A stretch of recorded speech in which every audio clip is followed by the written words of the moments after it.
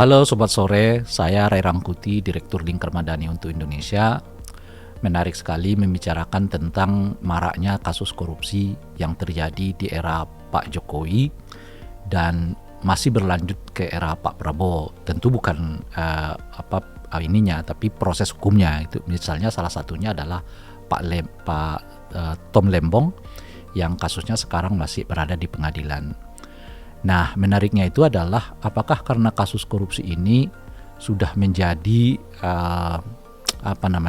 kebiasaan dan sebagainya.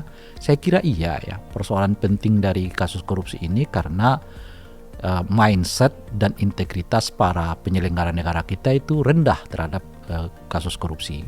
Nah, mungkin hal yang perlu diberi apresiasi kepada Pak Jokowi karena beliau adalah memberi kesempatan kepada penegak hukum untuk yaitu tadi membereskan mereka yang terkait dengan kasus korupsi. Meskipun di zamannya Pak Jokowi pelemahan KPK terjadi gitu ya.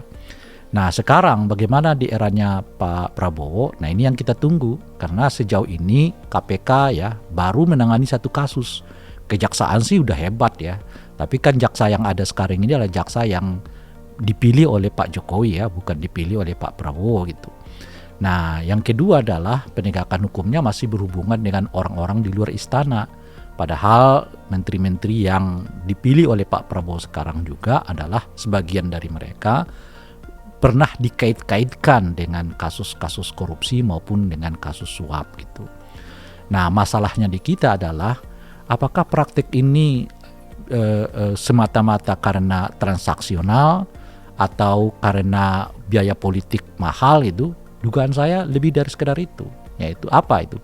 Persoalannya sangat mendasar, yaitu cara pandang terhadap korupsi, cara pandang terhadap integritas, cara pandang atau mindset terhadap jabatan itu sendiri. Nah, ini bukan hanya peran pemerintah, tapi juga ada peran pendidikan di dalamnya. Pemerintah itu punya dua tugas di sini. Pertama adalah menegakkan hukum, dan yang kedua adalah melakukan pengawasan. Nah, sementara mengubah mindsetnya, ya, mengubah integritasnya itu tanggung jawabnya ada di dunia pendidikan. Sejauh apa kontribusi dunia pendidikan untuk menciptakan watak anti korupsi pada banyak orang terpelajar kita. Terima kasih.